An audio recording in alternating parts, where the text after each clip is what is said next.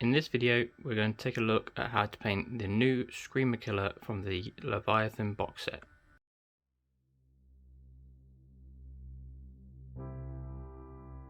So, to paint the skin, we're going to start with a very dark sort of crimson tone, which is this Vallejo game color Gory Red.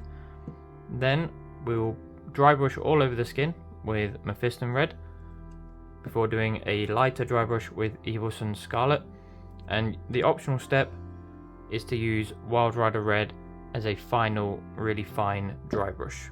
Okay, so I will be using an airbrush here, but all we're going to do is cover all the skin in that dark gory red.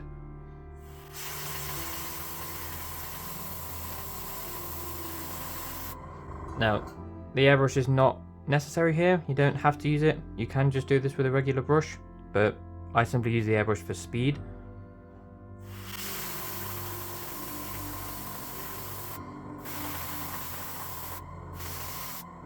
Also looking to do here is I'm spraying at a 45-degree angle so that we keep some of the black in those recesses to create some shadow. So this is the Screamer Killer after that airbrush stage is done. As you can see, we've covered all the red skin, and if we look underneath we have a slight sort of shadow transition there. So the next stage for the skin is going to be an all over wash of Druchii Violet. This is just to help enhance those shadows. So when applying your wash, we want to apply it fairly liberally over this model, given how big it is, but always be looking out for areas where it's pooling, where you might not want it, such as here. And when that happens, just use your brush, soak it up, and you can just move it somewhere else. But just go across the whole model, applying this shade onto all that skin, and once that stage is done, let it dry for probably about half an hour, 20 minutes, and we'll crack on with the dry brushing. I just want to quickly point out, when you get to a stage on the shading such as this, there's no point really in washing the whole thing. What you want to do is apply the shade into this area here, as that is where the shadow is going to form. And then you can wipe off your brush, just quickly dry it off, and then you can feather out those edges, and this will just help create a nice natural blend down into those shadows. So now that shade is dry, as you can see, it adds a lot of depth to every part of the model. Especially on Tyranids, I find that shades really help because the skin has so much inbuilt detail in it, and the shades, like you can see here on the arm, it just really stands out. Okay, so the next step is going to be a fairly heavy dry brush with Mephiston Red just all over the skin. This will help just to maintain those shadows but pick out all the raised detail.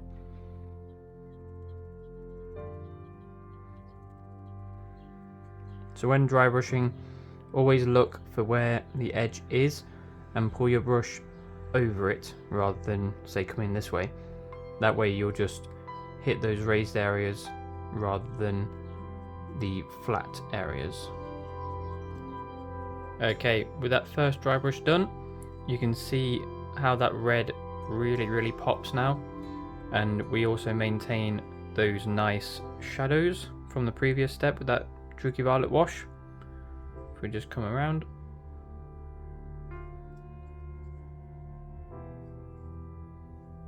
and then equally we also have the shades from underneath still as well. So moving on, this is now Evil Sunz Scarlet, and we're just going to repeat the process with dry brushing, but we're going to look to do it a lot lighter and in not as many areas as well. So looking at things like here, where there's a nice prominent ridge, we'll just look to catch some of that, and some of the bits such as here. Then on the face, we're just going to look to do most of the face, same with the ridge just here. Just picking out the parts of the model that you think the light would hit the most.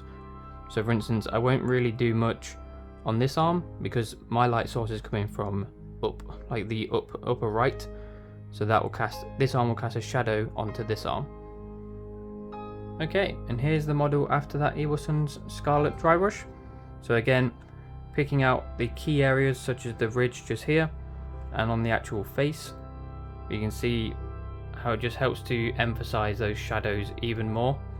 And then round the back, you know, we haven't done under the arms because they'll be in shadow, but bits like the leg, the raised bit on the tail here, and some of the raised bits on the rib cage have all been hit. So the final dry brush stage is with Wild Rider Red. I've also gone down to a smaller dry brush here because I want to be even more precise with it. So again, things like the very center of this ridge, some of the more prominent parts on the arms, and the face. And there we are.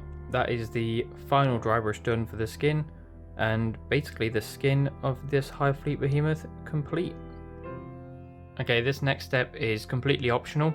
You don't have to do this at all, but what I personally like to do is take Ultramarines Blue contrast paint, and we're going to just paint it into all of these inlaid detail bits. I don't really know what the technical term for it is, but we're just going to paint it into there. So we're just going to be careful when we do this step. We don't want to get any of this really onto that red skin.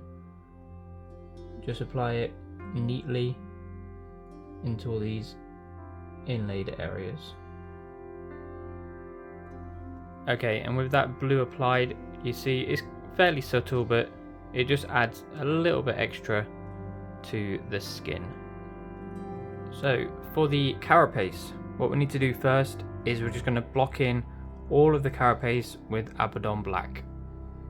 So when you're painting your carapace, my Abaddon Black is thinned to approximately a layer, which will mean that we'll probably have to do 2 thin coats of this colour. But just apply it nicely so you don't clog any of the detail, and when you get round here to parts right near the skin, just take your time with it, be careful, try not to get any on that skin that we've finished. Okay, there we go. So that is the black carapace all blocked in. Now, being completely honest, this is probably going to be one of the longest stages of the entire miniature. You know, it can be quite tedious just blocking in all that black, but it's well worth it. So moving on, we're going to do the carapace lines that you see on Tyranids. So with Behemoth, these are going to be blue lines. So for the first set of lines, we're going to need Sotek green. Okay, for the line work, all you want to do is have a nice tip to your brush, go from roughly about halfway, and you just want to paint these straight, sharp lines all the way down the carapace.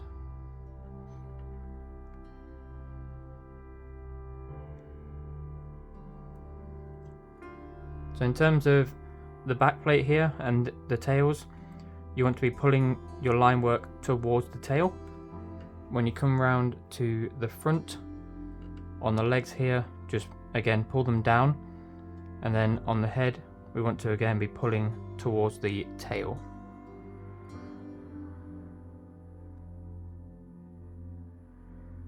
And here it is after those first set of lines using the Sotek green.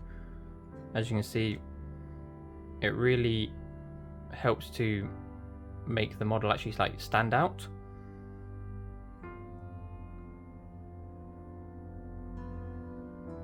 Again, that classic Behemoth colour scheme.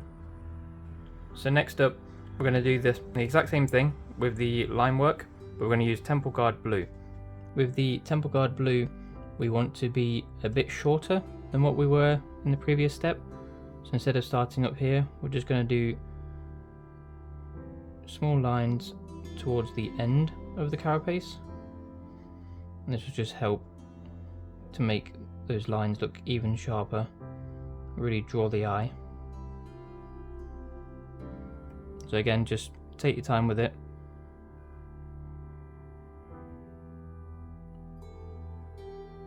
and you're not going to need as many lines this time compared to the last one.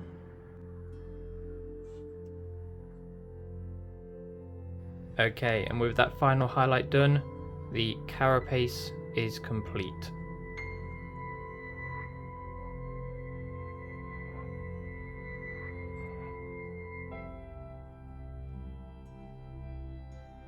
Okay, this next bit is more of a personal choice. So this is for all of the weapons, so all these scythe arms here. Typically you would find that Games Workshop will just edge highlight these with Eshin Grey. What we're going to do is dry brush them purple. So as with the last time we did dry brushing, we're just going to follow the grain. So we're going to be pulling our dry brush over this part here, and when we come to do these little carapace bits, we'll be pulling it this way.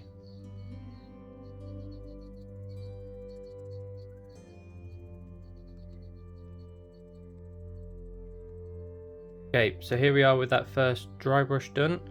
So you can see that purple's quite subtle, but to me it just really helps to enhance all the other aspects of the model. Now you could leave it here, you could literally just do the Xeris purple and be done with it, but I am going to make it a little bit brighter. I'm going to do a smaller dry brush with Genestealer purple.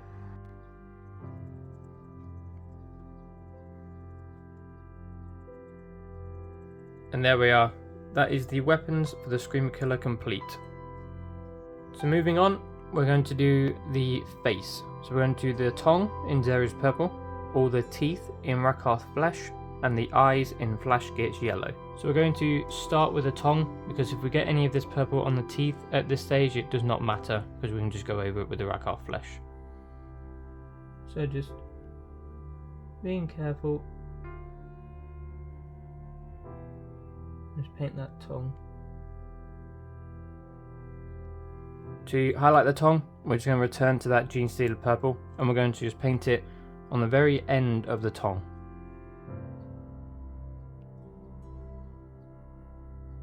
And there we go, super simple, but it just helps to make that tongue really stand out by having that Genestealer purple at the end there. For the teeth, just take your time with it. We don't want to get any of this onto that tongue that we just did. I'm just going to cover the whole teeth in Rakarth flesh.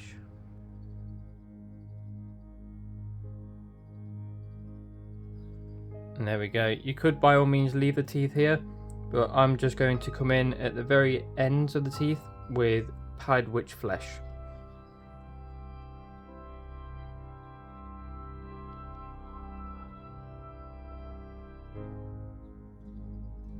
And there we go, with that highlight of Pallid Witch flesh, the teeth are now complete.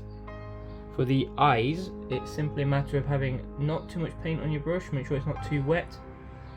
Stabilise yourself and just paint the eyes really carefully.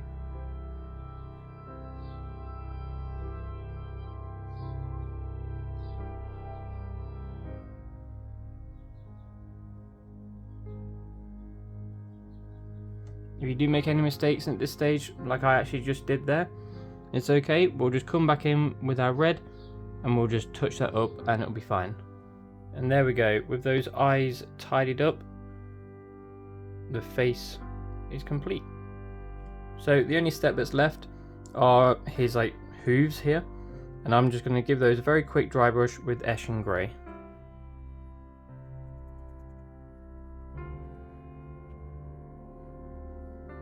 And there we are, everybody. So all that's left to do is base your model however you like to base it. For me personally, I'm just going to use a bit of earth texture and some pigment powders, but that is the Screamer Killer complete.